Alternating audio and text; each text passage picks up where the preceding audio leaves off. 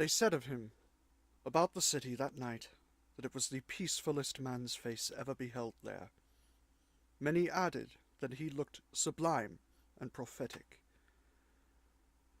One of the most remarkable sufferers by the same axe, a woman, had asked at the foot of the same scaffold, not long before, to be allowed to write down the thoughts that were inspiring her. If he had given any utterance to his, and they were prophetic, they would have been these.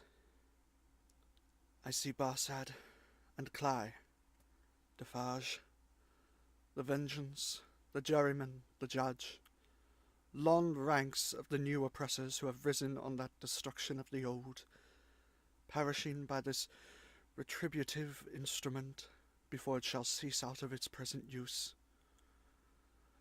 I see a beautiful city, and a brilliant people rising from this abyss, and in their struggles to be truly free, in their triumphs and defeats, through long, long years to come, I see the evil of this time and of the previous time, of which this is the natural birth, gradually making expiation for itself and wearing out.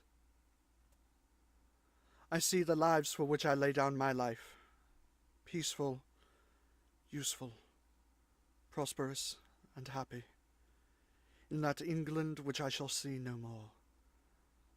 I see her with a child upon her bosom who bears my name. I see her father, aged and bent, but otherwise restored and faithful to all men in his healing office, and at peace. I see the good old man, so long their friend in 10 years' time, enriching them with all he has, and passing tranquilly to his reward. I see that I hold a sanctuary in their hearts, and in the hearts of their descendants, generations hence. I see her, an old woman, weeping for me on the anniversary of this day.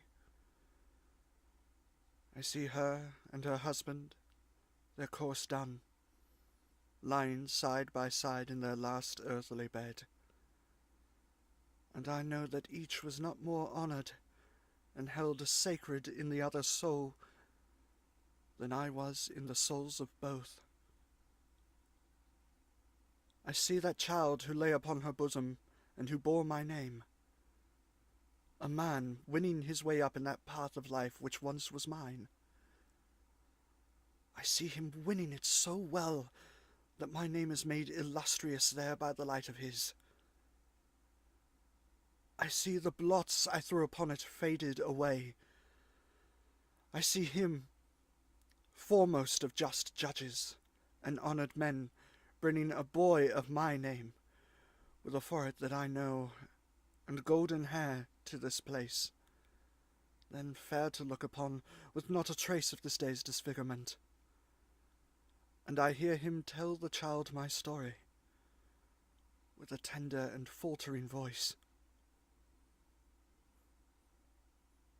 It is a far, far better thing that I do than I have ever done.